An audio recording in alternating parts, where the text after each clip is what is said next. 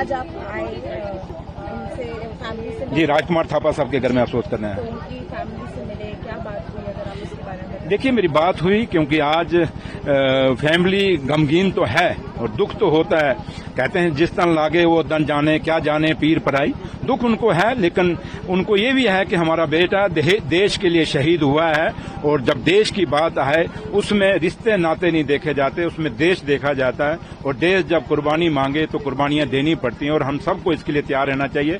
आज हिंदुस्तान और पाकिस्तान का जंग है, और मैं क्योंकि खिता पीर पचाल से आता हूं, रजौरी और पुंछ डिस्ट्रिक्टों से आता हूं, बॉर्डर से आता हूं, और नुकसान होता है। लेकिन जब बड़ी बात आ जाए, जब देश की बात आए, उसमें ये छोटे हमारे जो नुकसान हो रहे हैं इनको हम नहीं, यहाँ आज जो डेथ्स हो रही हैं, लोग जो शहीद हो रहे हैं, ये तो बहुत बड़ा नुकसान है। लेकिन कुछ लोगों के मकान नुकसान हो रहे हैं, और चीजें नुकसान हो रही हैं। जब जंग चढ़ती है तो उसमें बड़ा कुछ नुकसान होता है। तो लिहाजा लोगों का हौसला बुलंद है, और लोग चाहते हैं कि आर पार का फैसला हो जाए एक बार, क्योंकि रो ये जंगों से बॉर्डर के लोग तंग आ गए हैं। पिछले 3-4 दिनों से हम देख रहे हैं जिस तरीके से पाकिस्तान क्रॉस बॉर्डर फायरिंग कर रहा है या ड्रोन्स भेज रहा है, जिस तरीके से अटैक कर रहा है, क्या कहना है? पाकिस्तान को 75 साल हो गए हैं, और 75 साल में हमेशा मुंह की खाई है, हमेशा वो जंग हारा है।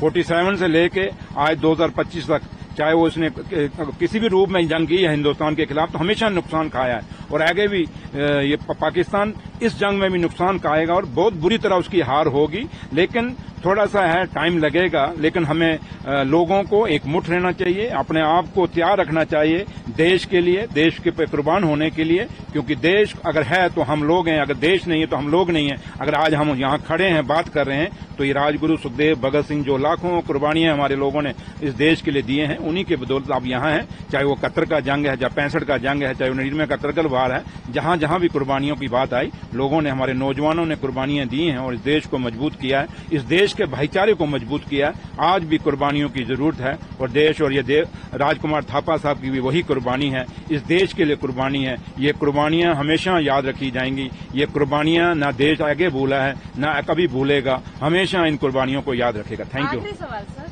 जैसे हम देख रहे हैं, आप डिप्टी सीएम के नाते जम्मू कश्मीर के लोगों को, क्योंकि डर का माहौल है, कहीं कहीं दुकानें अभी भी देख रहे हैं नहीं खुल रही हैं, लोग डरे हुए हैं, क्या कहना चाहेंगे अपने लोगों को? ये लोग डरते नहीं हैं, ये लोगों के अंदर एक गुस्सा है पाकिस्तान के खिलाफ, कि पाकिस्तान ने हमेशा हमें इस जम्मू कश्मीर को कमजोर करने के लिए, हिंदुस्तान को कमजोर करने के लिए कोशिशें की हैं, साजिशें की हैं। इसलिए लोग गुस्से में हैं, और जो आज ये बंद है, क्योंकि लोगों को, अब कुछ लोग जैसे राजकुमार थापा साहब हमारे बीच में थे, ये दुख भी है लोगों को, कोई ऐसी कई जाने गई हैं। आप पुंछ देखें, शहर पूरा, वहां भी नुकसान हुआ है। तो इसलिए हर जगह नुकसान हुआ, और लोगों को गुस्सा है। इसलिए लोग पैनिक नहीं है, लोग डरे हुए नहीं हैं। लोग सिर्फ है कि देश के लिए एकमुठ हैं, एकजुट हैं, और हमेशा उसके लिए तैयार हैं। Thank you.